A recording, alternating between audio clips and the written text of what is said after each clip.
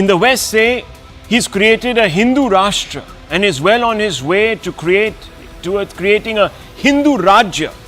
Rashtra and Rajya are of course two different things. What if I told you that unfortunately it is the Hindus in this imaginary Hindu Rajya that are actually discriminated against? And not just in theory, but in practice, by the law, that secularism in this country is unequal by definition, where you're not secular till you design policies and laws as a state that ensure that the state, your government, abundantly benefits minorities, more specifically Muslims, in a complete warping of the concept of separation of church and state. I know you will all recoil at my directness, but don't, because this is a fact, viewers. If it wasn't so, Hindus would have had the same say as Muslims do in managing their places of worship or practicing their customs. In this country, viewers, you're secular if you say that minorities can govern their lives through their personal laws, but Hindus mustn't, that they must bow to civil laws. Viewers, had this not been the case, had this unequal secularism not been in play, Hindus would not have to live in the fear of seeing themselves disposed of their land like hundreds of predominantly Hindu farmers are today, on the verge of losing their lands. This is courtesy another law called the Waqf law. You've all heard of it. This actively allows Muslims to waltz into any property, that is, viewers, Muslims that belong and champion the Waqf panel, and they lay claim to it, any property, no questions asked. No other body representing a community enjoys that kind of unchecked, untrammeled power. This is exactly what is happening as we speak in a pocket of Karnataka, and not just a small, tiny 1 or 2 districts, but viewers, in a significant chunk. Indeed, farmers in the entire Vijayapur have submitted a memorandum to District in Charge Minister M.B. Patil after some of the villagers received notices claiming that their lands were the property of the Waqf Board. The dispute involves 1,200 acres in Honwada village. Just one village, viewers. It's the entire village. 1,200 acres is really, in effect, the entire village. This is in Tikota Taluk, with farmers alleging that the officials are attempting to designate the land under the Shah Aminuddin Dargah, a religious institution. In the alleged notices sent by the Tehsildar, the officials have said that the land belongs to the Waqf Board as per the government records. Now, viewers, you're watching the hard facts, and here the hard facts speak. And therefore, I am not going to make any claims without the benefit of documents, and they're right there in the center of your screens. Each one of those notices that has gone out, viewers, looks like that. We have accessed a few of them, and they've gone out to these farmers, and the farmers have been given 30 days to prove that their land, that they have been tilling for not 1 year, not 2 years, not 3 years, not 4, but 60 to 70 years, viewers, that it belongs to them. Now they have to come out, viewers, and prove it, because the Waqf has waltzed in and said, no, this land is ours. Luckily, viewers, the farmers have land records that date back to the 1960s that show they have been in continuous possession of their lands. This is a story in all of Vijayapur, covering almost 15,000 acres. So one village, 1,200 acres, the rest of the district, 15,000 acres, viewers, has suddenly been notified. Farmers allege it's a bid to register their land in the name of the Waqf. It is an indirect land grab. Farmers from Vijayapur allege notices have been sent by the Tehsildars. We have accessed decades-old revenue records The farmers have produced revenue documents from 1960s, 1970s. Now imagine, viewers, you're living in your home for 30, 40, 50 years. You have all the deeds. You have all the rights. You've been paying your corporation tax. You've been paying your electricity bill that is registered in your name. And suddenly someone walks in and says, here's a notice.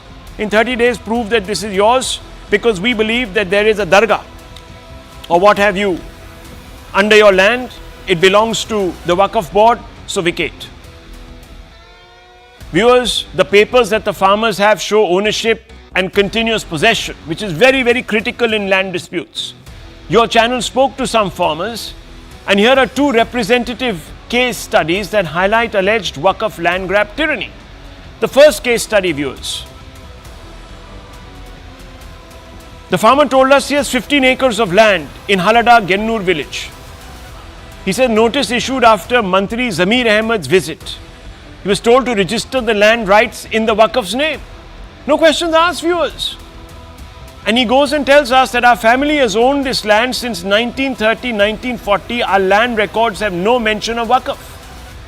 Here's another case study, viewers, and while we have the names, we haven't really put them out because we don't want reprisals. You know how the situation is. Here's another case study. He was also told, this person, that 15 acres of the 17 gantas of land is not yours. No mention of where the land comes from. Tehsildar cites pressure from the authorities saying, what can I do? But fails to reveal how this land belongs to the Waqf from 1930. Because there is no mention of Waqf in the land records with this farmer since 1930. The Waqf asks us to register lands in their name, says this farmer to us, viewers. So, it's really a fait accompli. The Karnataka revelation shouldn't shock. The Waqf Board in Karnataka, enabled by a law brought in at the centre by the UPA and other Congress governments, has amassed powers without checks. The unbridled powers mean that the Waqf is a law unto itself. This culture of impunity has meant that the Waqf boards have become embroiled in corruption. In 2024, Union Minorities Minister Kiran Rijiju told Parliament in August this year that Karnataka Waqf Board has illegally converted 29,000 acres of land for commercial purposes, and 85,000 Waqf land was being misused. Despite the misuse, viewers, the abuse, they run their empire. In 2016, Karnataka Waqf Board's ex-CEO is charged for suspicion in a rupees 4 crore transaction. In 2012, Anwar Manipadi, former chairman of Karnataka State Minorities Commission, had conducted the first raid in Bidar district after he had received complaints about encroachments in a graveyard, and over 3,700 acres of land was encroached in that one district. Even viewers, Muslims are quite now tired of this Waqf Board and its completely untrammeled, unchecked powers. 2012 report had claimed that 54,000 acres of land is registered in the Waqf Board, while 27,000 acres was unregistered. What was alarming was that 29,000 acres of the registered land was allegedly embezzled by prominent persons, including senior politicians. So this is a nexus, viewers. Very often, and this is the important part, laws are framed to cater to a particular need. The Waqf Act was designed to cater to a sense of Muslim exceptionalism in this country. This mindset has led to some bizarre situations. 15th October 2024, there was a claim on Indian Parliament by prominent Indian Muslim politician, viewers. August 2005, claim on the Taj Mahal, if you please. The Supreme Court laughed it out of the court. But this culture of exceptionalism, this mindset, gives these people the audacity to do all of this. August 2024, entire village in Govindpur, Bihar was declared as Waqf, viewers. People were shocked. September 2024, and these are all latest incidents. Waqf claims ownership of 6 ancient Hindu temples in Delhi. Now, viewers, these temples predate Islam. How can they have been Waqf, standing on Waqf properties? But viewers, how can you reason with those people who are drunk on power? You can't. And let's open this up. Let's have some honest conversations tonight. Tejasvi Surya, Lok Sabha member of parliament is with us here. He's representing the BJP, and I want to begin with him first. Thank you, Mr. Surya, for speaking to me.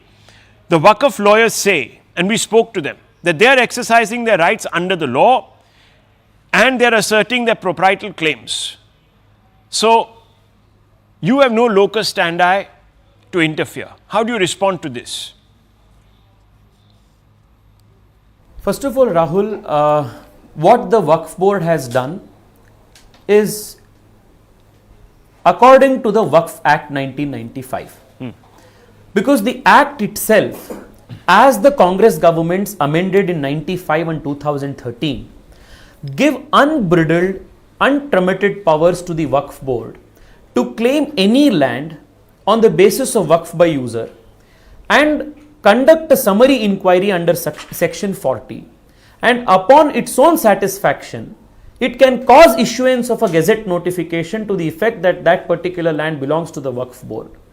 And it also has powers under section 54 to effect encroachment removal. Right. And if there is any litigation that arises from this, the Waqf Act mandates that both the parties to the litigation must come before the Waqf Tribunal, whose order is final and non-appealable. It's an entire package. So what has happened in Vijayapur today, and what has been happening all over the country in many states when we have gone as a part of the Waqf JPC to understand the ground reality, is the abuse of this act. In Vijayapura, the farmers who met me today have submitted voluminous documents, thousands of pages, which clearly prove their inheritance, their possession and their title over the lands that they have been tilling over generations. Their houses are there, their farmers have, their farmlands are there. Over 5-6 generations they have tilled that land. Now, all of a sudden, Waqf Board has sent one-page notice under section 54 of the Act and has directed them to clear the encroachments. So, the people who have been tilling the land, living there, whose forefathers have been buried in the land, have now been declared as encroachers. And what is the irony is that the burden of proof, according to the scheme of this abusive act, the burden of proof now to prove that the land does not belong to Waqf Board but to themselves, but to the farmers, rests not with the claimant, that is the Waqf Board, but on these farmers. This piece of legislation, Rahul, is so draconian that thousands of farmers across the country and more recently today in Vijayapura are suffering. And what is the extent that the Waqf Board has claimed? Not 2 acres, 5 acres, 10 acres, in just one village. The farmers from whom I met today. Acres, 1,500 acres is claimed by Waqf Board in just one village. So I asked them, what is going to be left of the village? Nothing. So the entire village is a Waqf property. And in this district of Vijayapura, 15,000 acres is being claimed. And what is more concerning, alarming is, the Minority Affairs Minister of Karnataka, Jameer Ahmed Khan, the last 3 weeks has been touring all districts and directing deputy commissioners. That's a claim. To register all the lands that the Waqf Board is claiming and make mutation changes in the mutation registry. But the Congress... And today the farmers had come with hundreds of mutation registry documents in their hand, where their farmlands have now been showcased as Waqf lands. And we've seen some of their documents and they look above board, viewers. I mean, these are documentations that go back decades. So, now hang on, but Mr. Surya, the Congress says that you're raising this matter because of a bipole consideration and making it Hindu-Muslim to polarize this election. If it's a Waqf Board versus Hindu farmers issues, if it is not a Hindu-Muslim issue, what issue will it be? If the Waqf Board is claiming the lands of innocent Hindu farmers and we are saying that these farmlands are being encroached upon, it will definitely be a Hindu-Muslim issue, make no mistake about it. And this draconian nature of the Waqf Board to encroach upon any land that it deems to be its own, upon its own satisfaction, and be the enquirer, the judge, the jury and the encroachment removal executioner all packaged in one, is thanks to the Congress government's amendments that they made to the 1995 Waqf Act. And if if I am raising these issues today, Yeah. why did the farmers go and meet with MB Patil, Congress minister from Vijayapura? Before they came to me, the farmers went and met him. So you're saying Congress... So who raised this issue? Okay. Please go to MB Patil's Twitter. You have a long post that MB Patil has written. Yeah, I've seen it. Where he has met with this very same farmers delegation. And he's made certain... And it is a week ago. Yeah, and he's made And because I was assurance. busy with the JPC meetings in Delhi, I was not in Bangalore. The moment I came, the farmers came and met me. It is a travesty of justice that the moment farmers whose lands are now being encroached upon come and claim their rights, claim for justice, the Congress party says that this is a Hindu-Muslim issue and tries to deny them the genuine rights. Now, this story was, of course, broken by us because we got hold of all these documents. We cross-verified some of these claims and counterclaims. And all other channels, of course, viewers today have picked this story up. So, once again, CNN News 18, the hard facts, leads the conversation in the country. But I just hope, I have one hope, that the farmers' interests are safeguarded, Mr. Surya. That's the important thing. Now, I would like you to rise above politics and just take this up. Rahul, I have a small request with you. Okay. Rahul, the last couple of months, the country has been debating about, or rather is being made aware about the abuse of this Waqf Act ever since the introduction of the bill to make amendments to the Waqf Act. But people still do not know the extent and the ways and means of its abuse. My request to you is to please send your reporter on ground in Vijayapura to please cover the extent of this abuse of power. 15,000 acres of land. The lands are there, the temples are built, farmers are actually, they have their ancestral houses there. Each house is 150, 200 years old. They have documents from the time of the British, from the time of pre-independence, starting from 1910, 1905. And all of a sudden, a one-page notice is issued by the Waqf Board, and these lands which they have tilled, where their forefathers tilled, where their forefathers, great-grandfathers have been buried, these lands have been now declared in the mutation registered as Waqf land. Please send your reporter so that the country is made aware. We definitely have, Tejasvi Surya, we definitely have, and that's how we've been able to get these documents which we've been showing viewers on our screens, in fact, representative images of those documents. But thank you, Mr. Surya. The fact is, viewers, that in a few weeks, Parliament will convene. We are being told that the law will be amended. Of course, as you know, the opposition is up in arms. They don't want this law to be amended. But you can see the impact it's having on the ground. It's having a terrorizing impact on the ground. And Dr. Ranganathan, yes, fine, we will amend the law, etc., but is that going to change the land grab mindset, this culture of exceptionalism? That's not going to change. Let's be honest about it. Come on, let's tonight speak honestly. Enough of this. Good evening, Rahul, and good evening to my fellow panelists. Look, the mindset hasn't changed for more than 1,000 years. What are we trying to do out here? Reinvent a wheel?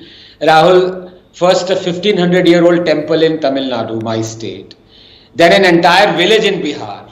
Yeah. Then nothing less than the Indian Parliament few weeks ago. And now 15,000 acres of iconic Vijayapura has been claimed by Waqf to be either its land or on its land. The day is not far when from Peshawar to Plassey, the subcontinent would be united again as one nation under Waqf. This is crazy. We have the draconian Waqf Act that has usurped thousands of acres of government, personal, even temple land, and we only want to amend this act. Rahul, unjust, discriminatory, draconian acts are not amended. They are abrogated. Do not amend the Waqf Act. Abrogate it. World over, disputes over property are settled using existing laws that are community and religion agnostic. Why should a particular religious community be armed with another set of laws? Those that are patently discriminatory towards members of the other community as a primary instrument of defense, or indeed, as we are seeing right before our eyes, offense.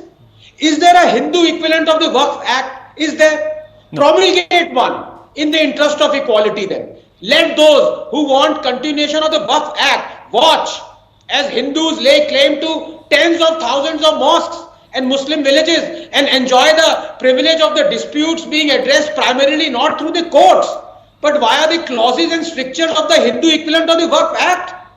Will that happen? Look, amending the Waqf Act, Rahul, is akin to chopping the head of a hydra. This is because while you may have removed a few discriminatory and draconian clauses from the Act, a vast majority of them remain untouched. Section 28, Section 8, 101, 54 to name a few. For example, just give me a minute. Section 28 gives Waqf the power to order a collector to implement the decisions of the board. Yeah. Section 8 says the state has to pay for the Waqf survey. This is in direct violation of Article 27 of our Constitution that says no person shall be compelled to pay any taxes, the proceeds of which are specifically appropriated in payment of expenses for the promotion or maintenance of any particular religion or religious denomination. Section 101 says the survey commissioner, members of the board, every officer, every auditor of the board and every other person appointed to discharge any duties imposed on him by this Act shall be deemed to be public servant, as is understood by the Indian Penal Code. This section stays. Yep. You know what happens when you touch a public servant, don't you? Literally or metaphorically. Yep. And section 54 gives it power to declare you an encroacher. Look, the fact of the matter is Waqf is a parallel government being run by the state. In its board, it has its own legislature. In its surveyor, its own executive. And in its tribunal, it has its own judiciary. The point is, I say to politicians, it is better to be a hero who is forgotten than to be a coward who is remembered. Please do not be cowards. Do the right thing. Don't amend this Act. Abrogate it. Dr. Ranganathan, look, I am going to differ with you on one small point and you will agree with me. That's the beauty of it. You see, you said, is there a Hindu equivalent? There is one. There is a Hindu equivalent, but it is in the inverse. It is called the Places of Worship Act. There we go. There we go. That limits, viewers, the power of the Hindu community to claim its places of worship. It's in the inverse, viewers. And this is secularism. This Rahul, is what... On a lighter note, I don't mind you disagreeing with me as long as my good friend Sanju doesn't disagree with me. Well, at least we can still find a little bit of levity here. But viewers, imagine those farmers.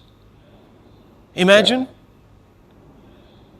There's darkness in their lives right now. And I'm just going to bring in Sanju Verma, but I have to bring in the conscientious objector Abdul Razak, who is one of those who signed the petition asking the government not to amend this particular bill. This architecture of separatism. Now, Article 370 went on this reason.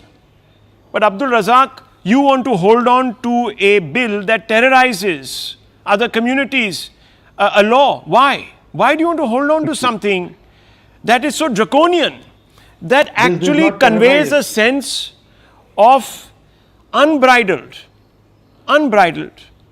offense, as Dr. Ranganathan puts it? Rahulji, I don't want to fall for the BJP's propaganda. Let me explain very clearly. Please understand, there is a bipole, very serious elections are coming up. This is just Forget the bipole, talk about the issue. Okay. 41 farmers have been served notices to prove ownership of the land.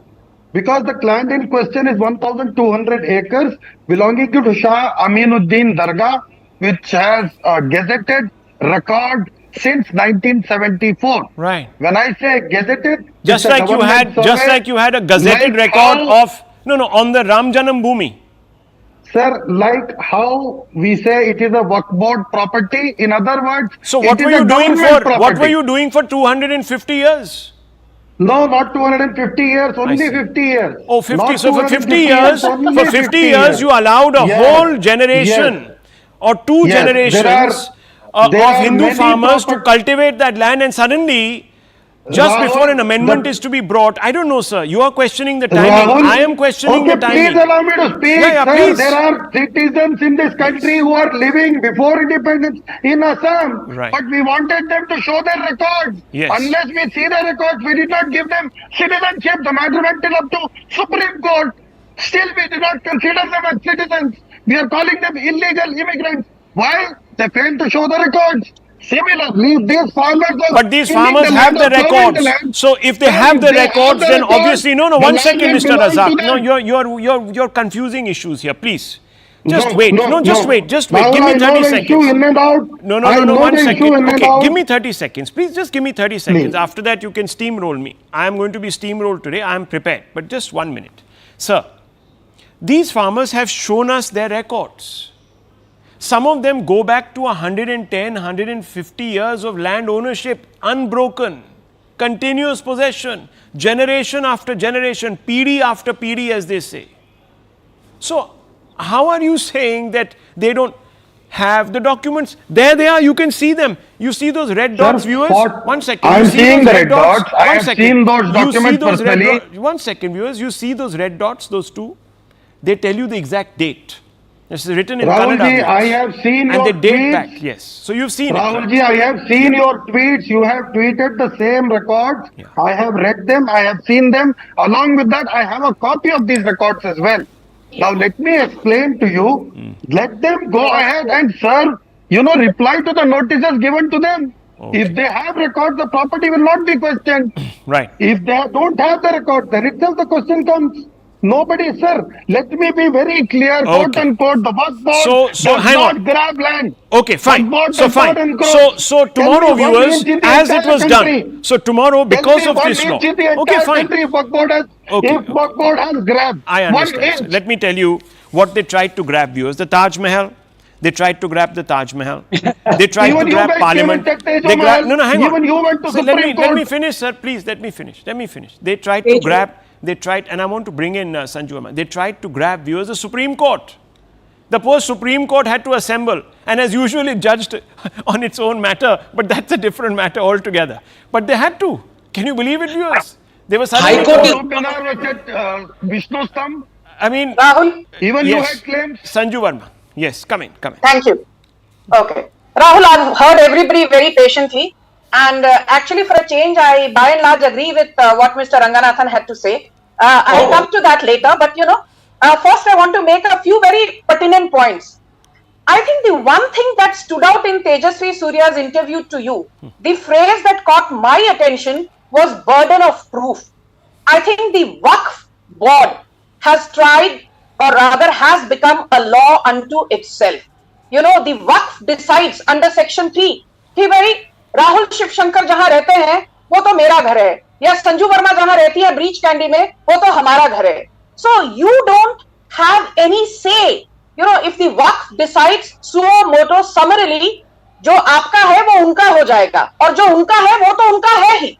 Look at the audacity of this law, which says India is not a banana republic. We believe in Loktantra, Ganatantra, Samvidhan. They flash the red book of the constitution at every available opportunity from the ramparts of the parliament. But this is the harsh reality.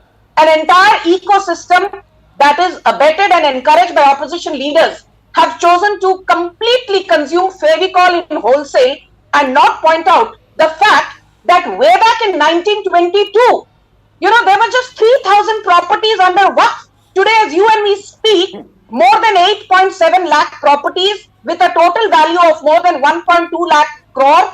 And, the total sum total of land that we are talking of is about 9.4 lakh acres or even more. So look at the amount of land grabbing that has happened in the last couple of decades, in the last 100 years or so.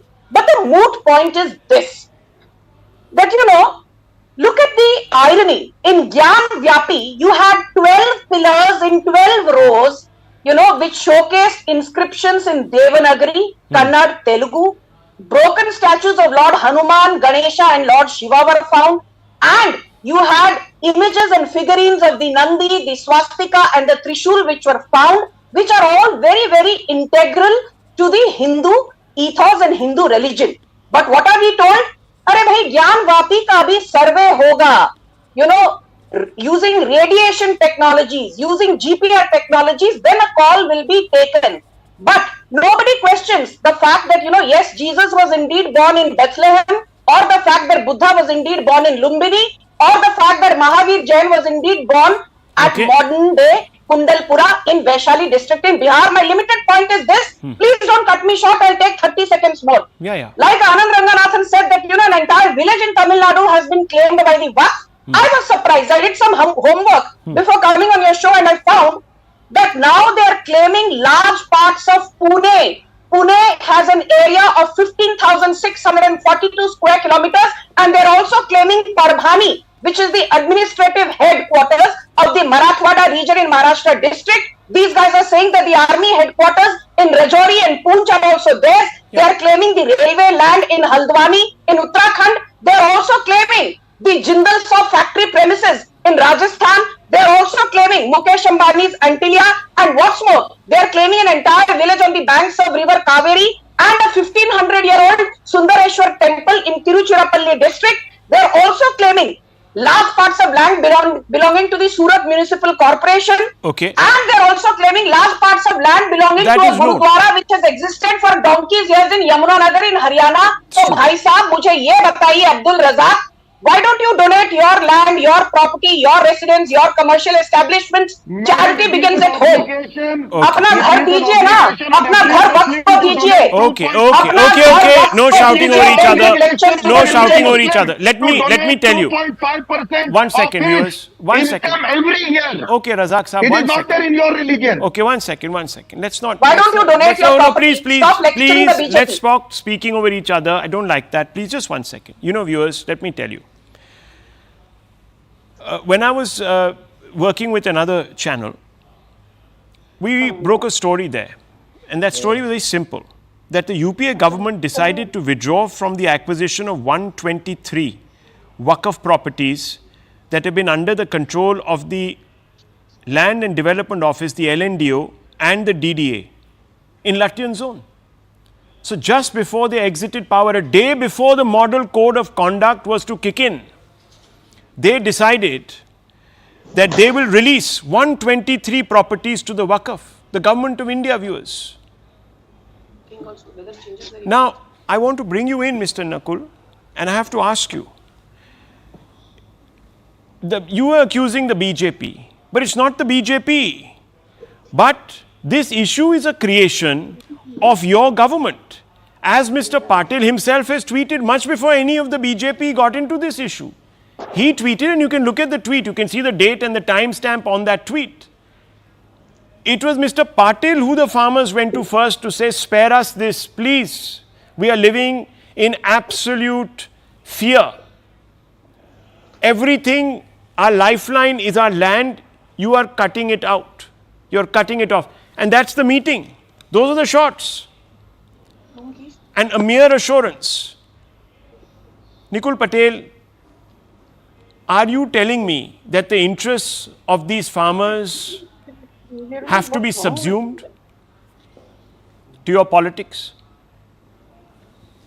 See, firstly, I would like to say that Tejasvi Suryaji told that the farmers are having land records. So after independence, it's the Congress who had built a very robust and strong land revenue records, which everyone in the country has, and nobody can claim that this is their own land. Now the notice are being issued as per your news as well as from the social media. So the people are having that document with them, and even Tejasvi Surya contradict with his statement regarding saying that an enormous power is given to the Waqf tribunal. Now he himself said that we will be approaching the High Court, and over here I would like to say that Karnataka government is in contact with the farmers and nobody is going to be injustice. Firstly, second thing, if Tejasvi Surya is telling that Congress had given enormous power, then today the court of law, what he is claiming that moving to the High Court as a BJP. Okay, fine. We'll convey that. Let me finish his justification and argument. Yeah, I know we heard it. Give me yours. Congress You're just paraphrasing everything that he has said. What is your argument?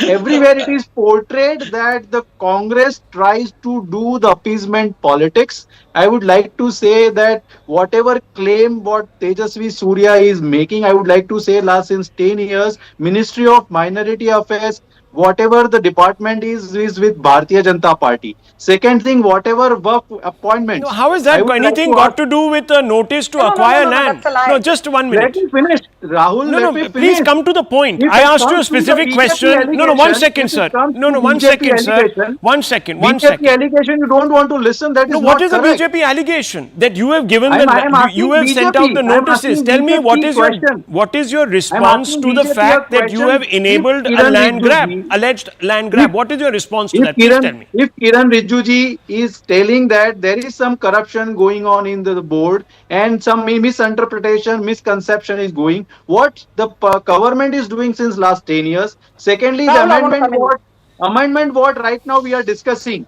it is with joint parliamentary committee and it is as per the constitution.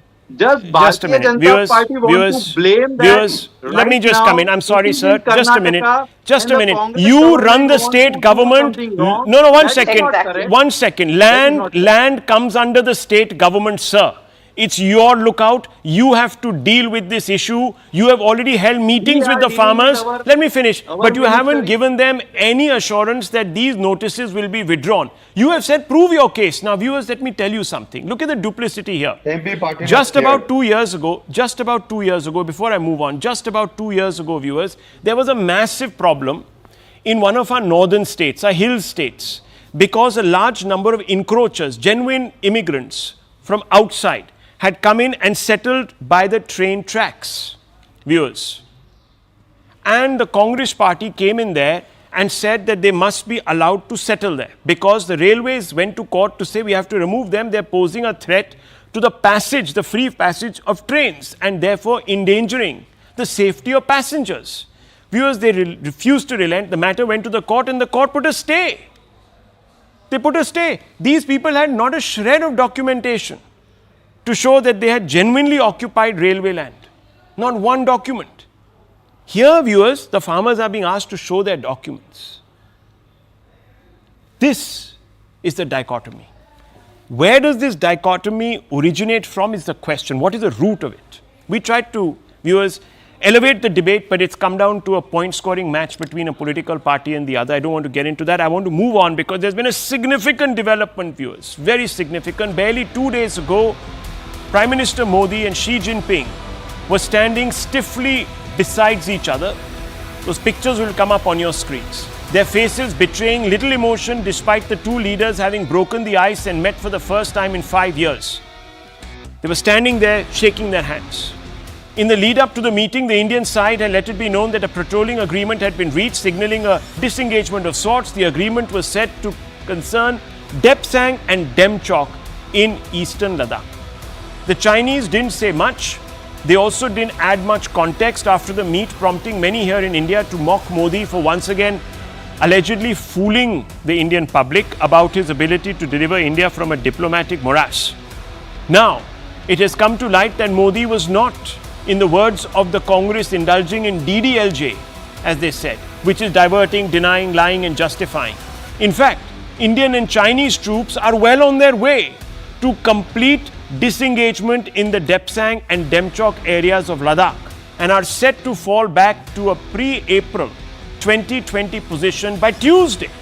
Next week, viewers, 3 days away or 4 days away. Moreover, all temporary infrastructure, sheds or tents will be removed while ground commanders will continue to hold regular meetings. Army sources have told your channel that each side will also continue to have surveillance options in the Depsang and Demchok areas and will inform the other prior to stepping out on patrol to, quote, avoid any miscommunication, unquote. If these developments hold, hopefully 4 years of military and diplomatic tension arising from the LAC will abate. On Tuesday, India-China local commanders met in Demchok. This is how it all transpired. On Wednesday, both sides start removing tents in Depsang and Demchok.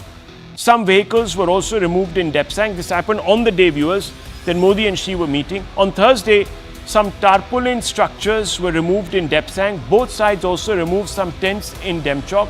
The Indian Army had expressed hope that attempts to rebuild trust with China will fructify. Army Chief General Upendra Dwivedi said, and I quote him, Indian military is trying to restore trust.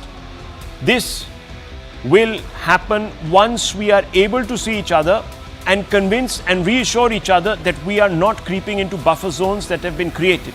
Taken together, we can confirm that 40% of structures removed from Depsang and Demchok, joint verification to be done by both sides after tents are out. Both sides will conduct land and aerial verification. Patrolling is expected to be restored by October 31st.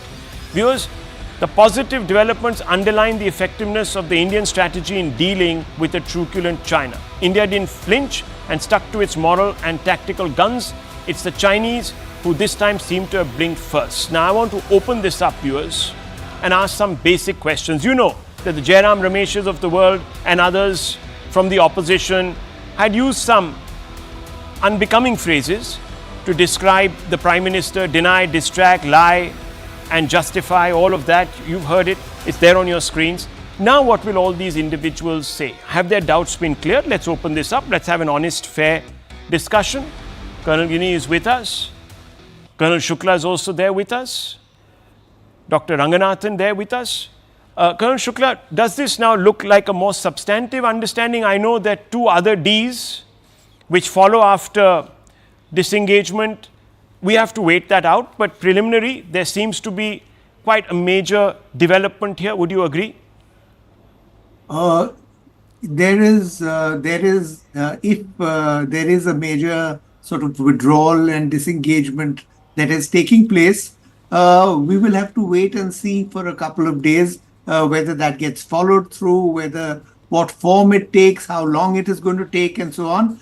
But this, as any Indian, as any sort of patriotic Indian, I should say, would agree, is something to be greatly welcomed. In case China is withdrawing or disengaging, it would be a very happy end to a sort of problem that has bedeviled relations for more than 3 years.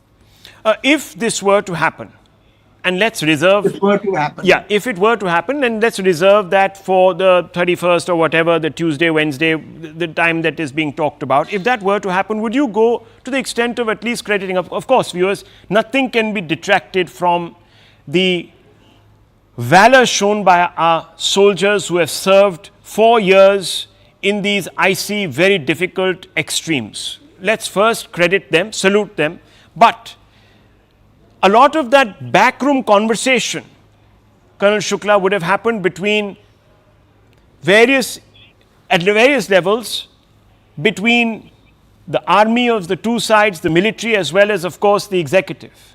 Would you credit Mr. Modi in the way he's gone about it, if all of this were to sort of fluctuate in the manner that we are hoping it would? No, I think that a happy ending, while it is to be welcomed, does not mean that reaching that ending has been done by taking the ideal path of negotiations and so on. En route to this, Prime Minister Modi has kept the facts from the Indian public to a great extent. He has himself come on national television and said that no Chinese, I can verify that no Chinese have entered India. If that is the case, then I don't know what disengagement is going on.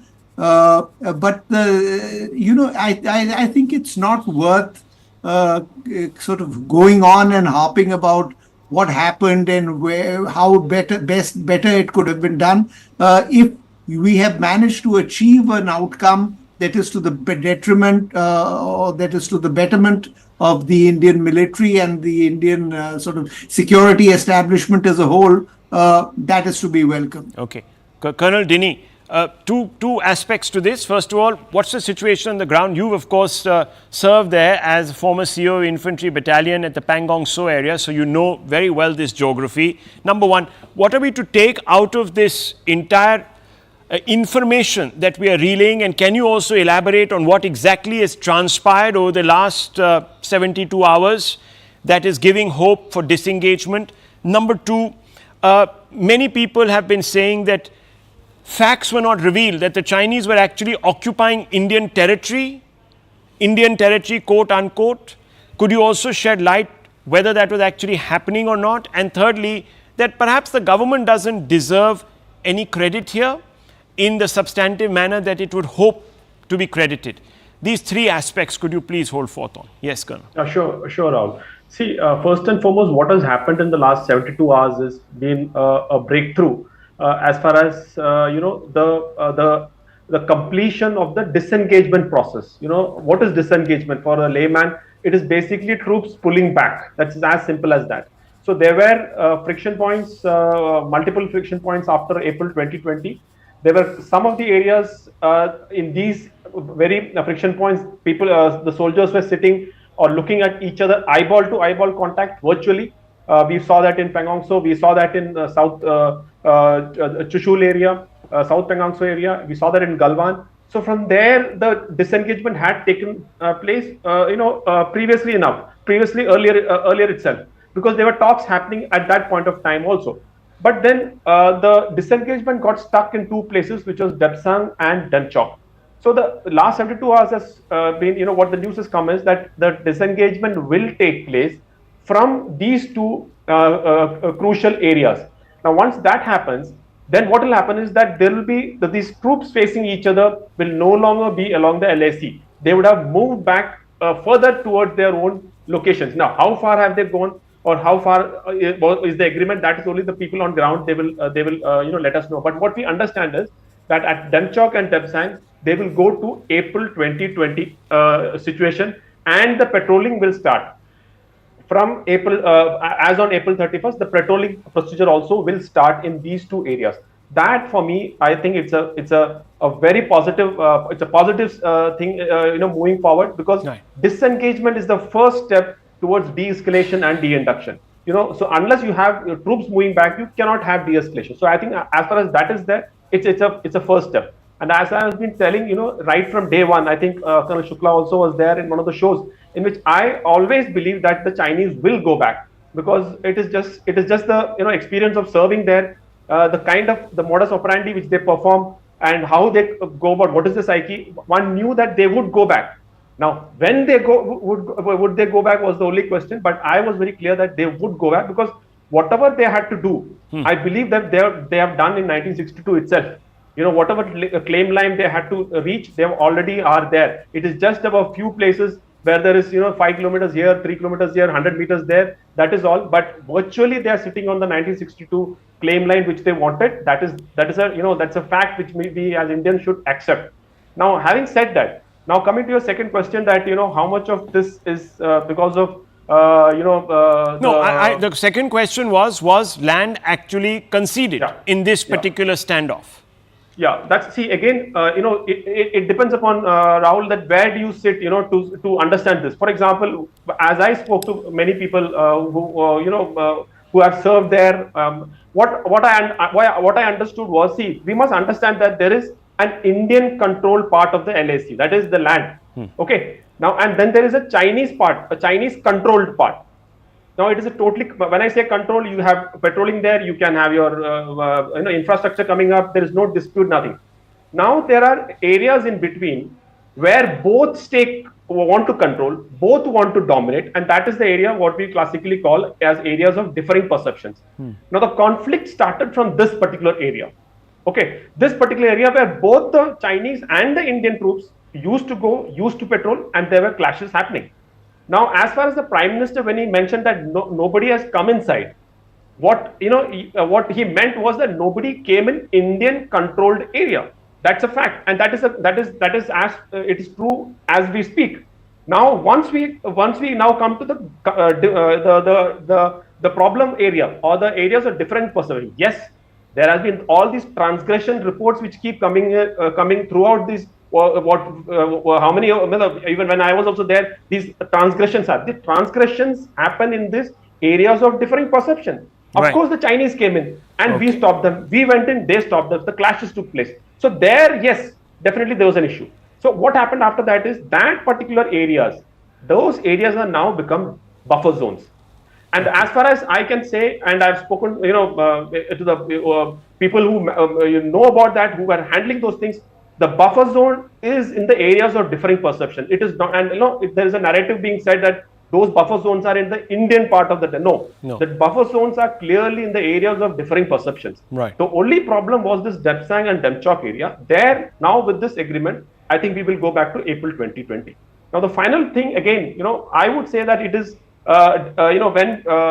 when this entire thing started, Rahul, I'll be honest, India took, or rather, Indian Army took a hit on its chin. There's no doubt, because we were surprised the way the quantum of force which they brought in was, it was not normal, and that was definitely an issue.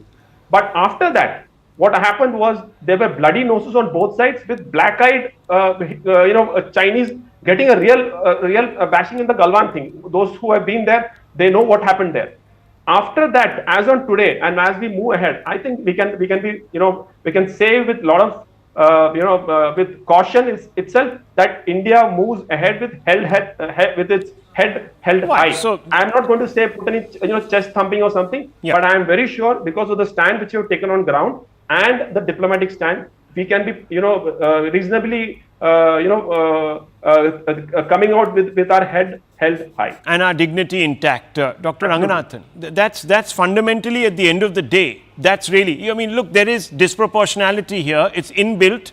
We just had a top leader, the German leader, come to India, and he said, look, China is by far today the world's biggest power in some senses, in some aspects. So to have gone toe to toe and not got our noses bloodied and come away with our heads held high, I think is an important takeaway. It's also perhaps a reality check. Rahul, a couple of points out here. Number one, I've said this before, but it merits repeating. I may disagree with on some points or may not with Colonel Shukla and Colonel Dini, but I have the greatest of respect for both. The reason is that they picked up a gun to defend us. So they put their life on the line for us. So I may disagree, but I have the greatest respect. Now, a couple of points I want to make here. It is a fact that even during the Congress days, the UPA, everyone accepted that a huge chunk of the LAC was undefined. There were areas of differing perception. And there were 600 incursions by the Chinese into the Indian territory. And beyond excursions, the Chinese would come into territories that were undefined. Indians would go into territories that were undefined. Why is it that after 2014, this was considered as something new or news? Secondly, if what Colonel Shukla is saying that Modi was found lying about that no one came in, the fact of the matter is, in some sense, he is also saying that our armed forces and our generals were also lying because A, they did not contradict Modi publicly, and B, if they stayed silent, then are they being dishonest?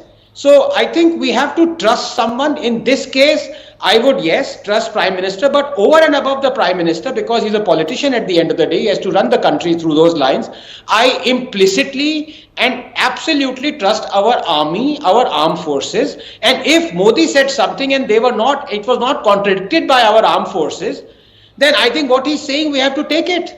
So that's where I would end. These 2 points.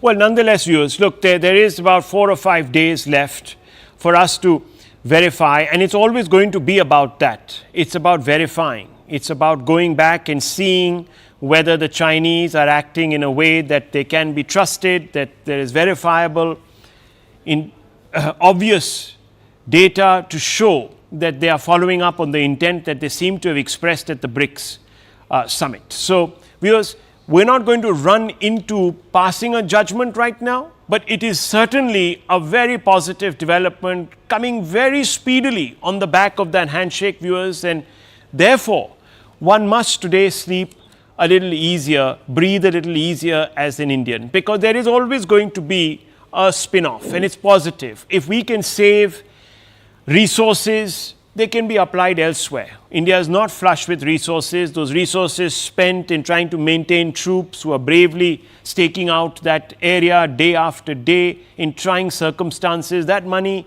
that resource can go somewhere else, and that would be welcome. I leave it at this, viewers. Thank you, gentlemen, for giving us a perspective. Colonel Shukla, Colonel Dini, Dr. Ranganathan. I leave it at this, viewers.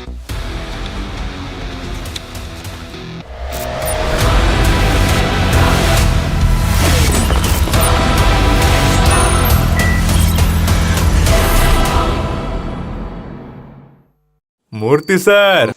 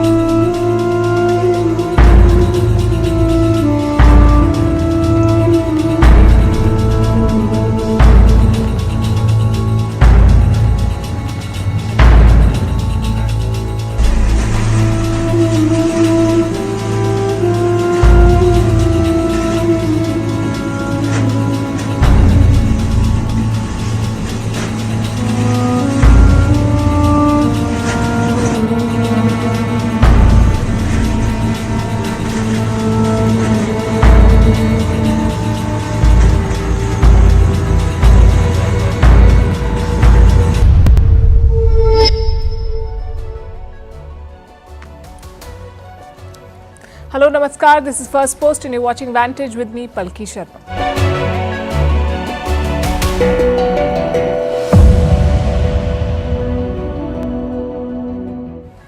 India is playing host to the German Chancellor as Berlin looks to reduce its dependence on China. It's turning to India. We'll take a closer look at this relationship and analyze the big picture. From the G7 to the Quad and the Quad to the BRICS and the SCO, from visiting Russia on Tuesday to hosting the German leader on Friday, how Prime Minister Modi is in a unique position geopolitically and how India can capitalize on that. In Bangladesh, there's talk of banning Sheikh Hasina's party, the Awami League. We'll tell you why. On the India-China border, troops are being pulled back from the last flashpoints after the disengagement deal was announced. In the UK, the old question of reparations, former colonies corner King Charles on paying back for slavery. In the US, it's the battle of stars in the run-up to the presidential election. In India, the festive season has not been able to revive demand as expected. Some business leaders say the middle class is shrinking. We'll examine the data. Is Russia helping the Houthis in Yemen as they target global shipping? In France, a rare case has shaken the country and exposed the society. And what is India's 1,000 crore rupee fund for space startups? All this and more coming up. The headlines first. Ukraine claims Russia will deploy North Korea